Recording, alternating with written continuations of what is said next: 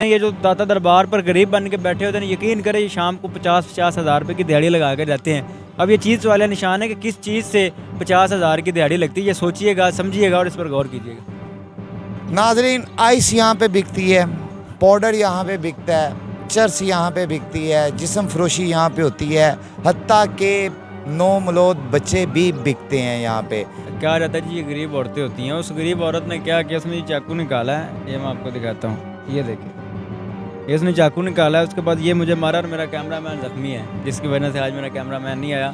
आपके साथ ना अक्सर एक नाम बड़ा जुड़ जाता है। जब आप स्टार्ट में थे, आपकी स्टार्टिंग वीडियोस आ रही थी, तो राबिया पीरनी, वो नाम आपके साथ कैसे जुड़ गया? वो किस तरह ये सारा मामला हुआ? वो स्टोरी इस तरह कैसे बन गई? राबिया मलूना का जो किरदार है ना, वो बहुत अहम किरदार है मुझे वायरल करने में। और बहुत सारे चैनल हैं, बहुत सारे ऐसे छोटे चैनल हैं जिसकी दाल रोटी राबिया ने चलाई है। कई लोगों ने उसको बड़ा नेगेटिवली लिया है, लेकिन मैं जानता हूँ कि यहाँ पे अक्सर कई औरतें होती हैं कि जो खुद जो है ना अट्रैक्शन दे भी रही होती हैं और अपने वक्त को गुजारने के लिए जो है ना लोगों के साथ जो है ना वो बुरे ख्यालात का इज़हार भी करती हैं। आप मुझे ये बताएं कि आपने खुल के क्यों किसी को जवाब नहीं दिया? आप क्यों इतना खामोश रहे? आपने क्यों किसी को नहीं बताया कि भाई वो उसकी खुद की हुई एक साजिश थी या चाल थी, मगर आप अपने पे ब्लेम लेते रहे हैं? क्यों नहीं आपने इस चीज़ को जस्टिफाई करने की कोशिश की? अगर वो कैमरे के सामने खड़ी होकर आपको चुम्मी दे सकती है, वाज़े अल्फाज में आपको बता देता हूँ, तो इससे बड़ा उसको एक्सपोज करने के लिए आपके पास कोई और हल नहीं होगा। मैं जनाबे वाले पिछले 2 साल से दाता दरबार पर मसलसल काम कर रहा हूँ और मुझे एक एक इंच का पता है, एक एक नुक्ते का पता है कि कहाँ पर कौन सी औरत बैठ के नशा बेच रही है, कहाँ पर कौन सी औरत है जिसने 5 लड़कियाँ रखी हुई हैं, कहाँ पर कौन सी औरत है जो बच्चे पैदा करवाती है नाजायज़, उसके बाद बेचती है। तो ये सारी चीज़ें यहाँ पर होती हैं, लेकिन बाद में ये कहा जाता है कि आप इनको तंग कर रहे हैं, ये बड़े कमज़ोर हैं, ये बड़ा गरीब तबका है। बिस्मिल्लाहिर्रहमानिर्रहीम, अस्सलाम वालेकुम। अवामी पाकिस्तान न्यूज़ की तरफ से आपका मेज़बान हसन अस्करी। नादरीन, आज हमारे साथ नामवर एंकर मुजाहिद नायाब हैं।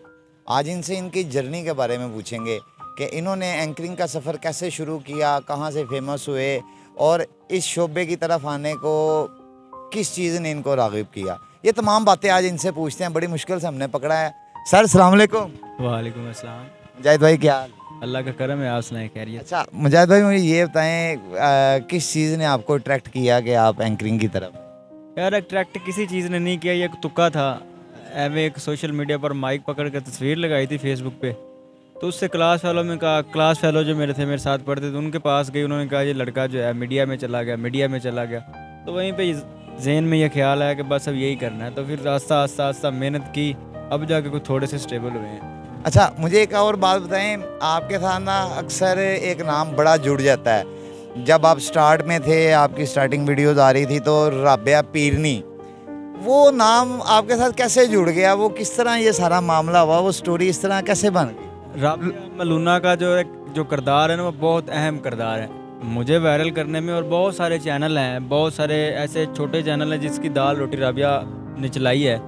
और उसके बाद वायरल होना आपका एक क्लिक होता है, वो कहीं से भी हो जाए, वो नेगेटिव हो चाहे वो पॉजिटिव हो, चाहे वो जैसा भी हो, बस वो एक क्लिक था, वो एक रैंडम सीन था, वो वायरल हुआ और उसके बाद अल्लाह ताला ने जो थोड़ा बहुत देखने वाले हैं वो बन गए। अच्छा, कई लोगों ने उसको बड़ा नेगेटिवली लिया है, लेकिन मैं जानता हूँ कि यहाँ पे अक्सर कई औरतें होती हैं कि जो खुद जो है ना अट्रैक्शन दे भी रही होती हैं और अपने वक्त को गुजारने के लिए जो है ना लोगों के साथ जो है ना वो बुरे ख्यालात का इज़हार भी करती हैं।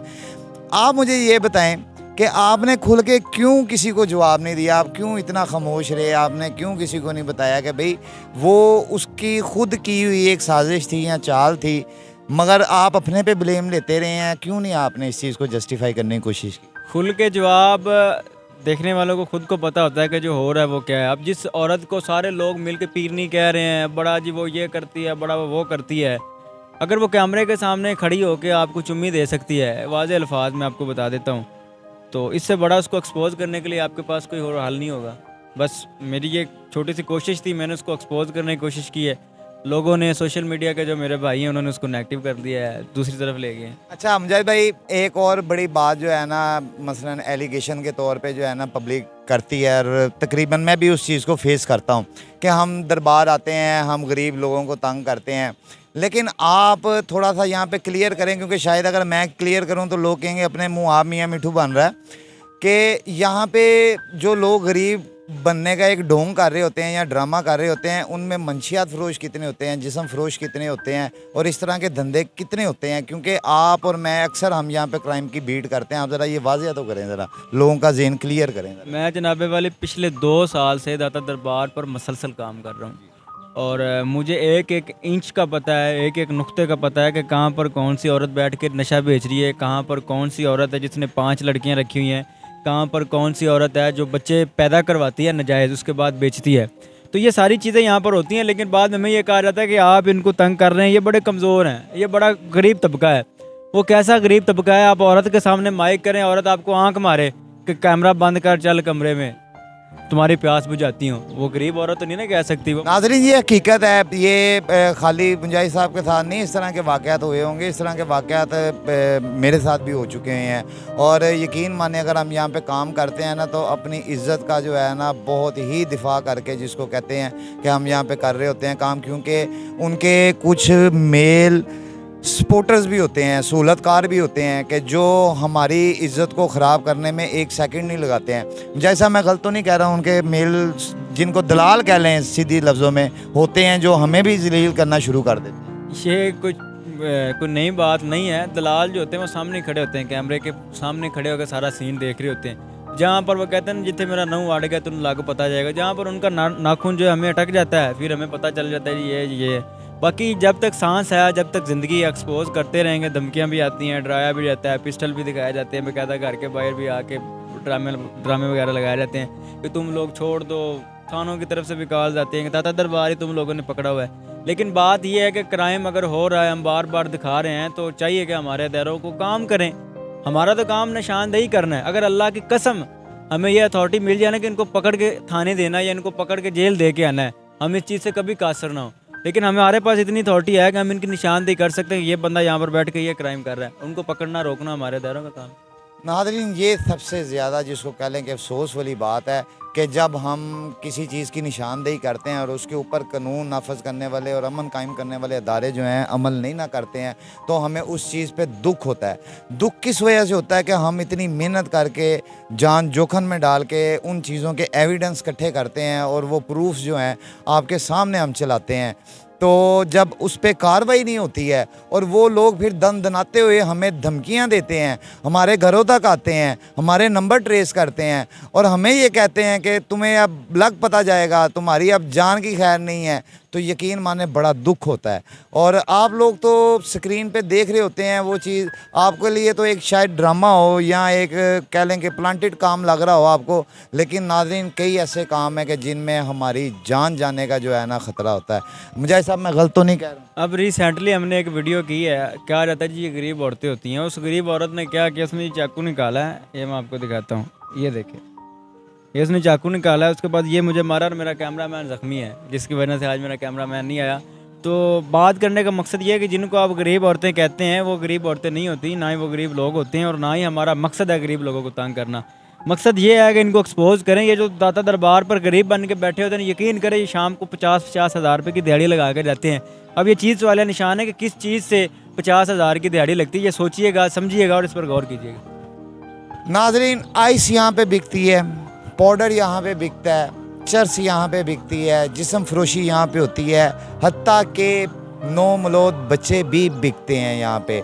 बहरहाल मेरे साथ मुजाहिद नया मुझे यहाँ पे अभी मिले हैं, मैं बस कह लेंगे उनको एकदम पकड़ लिया कि मैं आपको थोड़ा सा ना यहाँ के हालात वाजिया कर दूँ। मैंने वाजिया भी किए।